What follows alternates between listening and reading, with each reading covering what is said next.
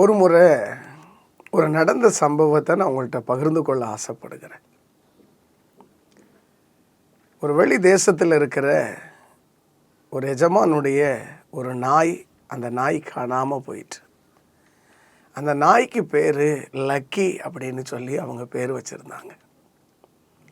அது காணாமல் போனதுனால எப்படியாவது அதை கண்டுபிடிப்பதற்கு அவங்க பெரும் முயற்சி எடுத்தாங்க. என்னவோ அதற்கான விளம்பரங்கள், அதை கண்டுபிடிச்சி கொடுத்தா அதுக்கு எத்தனையோ விதமான வெகுமதிகள். இப்படி அந்த குடும்பத்தார்கள் மிகுந்த ஒரு கலக்கத்தோடு கூட, அதை இழந்த ஒரு துக்கத்தோடு கூட இருந்தாங்க. என்னவோ அந்த நாய்க்கு லக்கின்னு பேர் இருந்தாலும் அதுக்கு கண் பார்வை கிடையாது. அதுக்கு ஒரு கால் ரொம்ப ஊனமாக இருந்தது.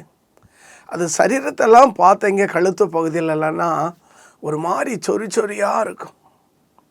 ஆனால் அந்த நாய்க்கு பேர் மாத்திரம் ரொம்ப லக்கின்னு சொல்லி வச்சு அந்த எஜமான்கள் அந்த நாயினுடைய எவ்வளோ தூரம் அந்த அன்பை அதுக்கு வெளிப்படுத்தணும், எவ்வளோ தூரம் நாங்கள் அதை நேசிக்கிறோன்னு சொல்லி அதனுடைய பலகீனத்தை ஒரு குறையாக பார்க்காம அதை அவ்வளோ தூரம் அவங்க நேசித்தாங்க.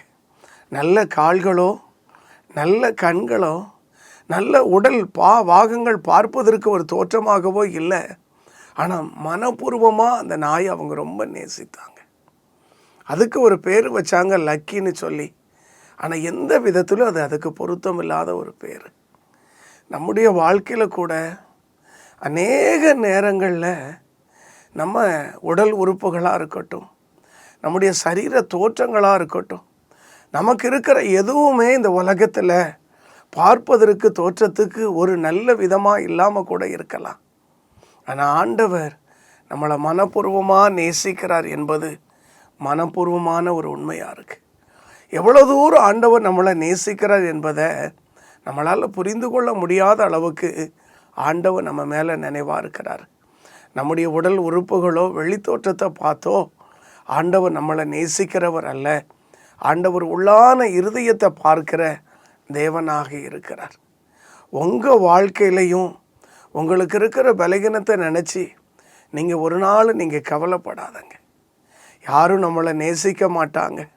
நம்மளை பலகீனப்பட்டுட்டு அந்த உலகம் நம்மளை விட்டு மறந்து போய்விடும்.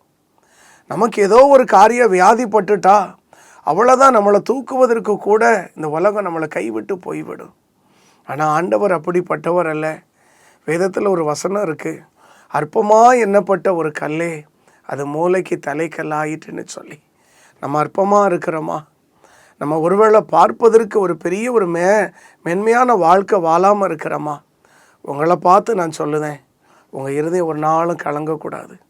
ஆண்டவர் நம்மளை மனப்பூர்வமாக நேசிக்கிறார். அவர் நம்முடைய வெளி தோற்றத்தை பார்த்தல்ல, நம்முடைய இருதயத்தை பார்க்குறவராக இருக்கிறார்.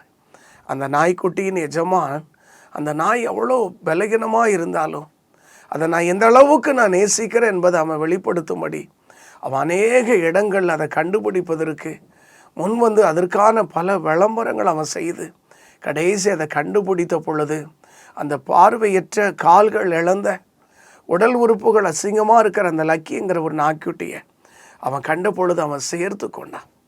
நம்முடைய ஆண்டவரும் நம்முடைய எப்பேற்பட்ட பாவங்களாக இருக்கட்டும், எப்பேற்பட்ட அக்கிரமங்களாக இருக்கட்டும், நம்ம செய்த எத்தனையோ தவறுகளாக இருக்கட்டும், அவைகளை தாண்டி நம்மளை நேசித்து அவருடைய பிள்ளையாக ஏற்றுக்கொள்வதில் அவர் மிகுந்த அன்பு உள்ள தேவனாக இருக்கிறார். இந்த நிகழ்ச்சியை பார்க்குற பிரியமானவர்களே, உங்களோடு கூட ஆண்டவர் திட்டமாக பேசுகிறார்.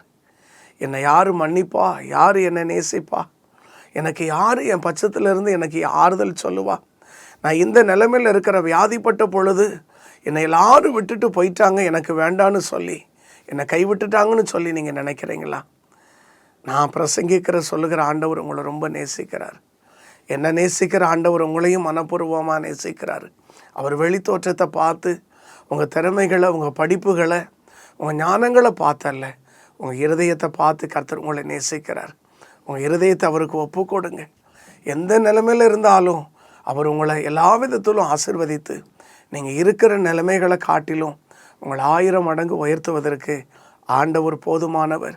நிச்சயமாகவே கர்த்தர் உங்களை ஆசீர்வதித்து உங்களை தேற்றி பெருக பண்ணுவாராக.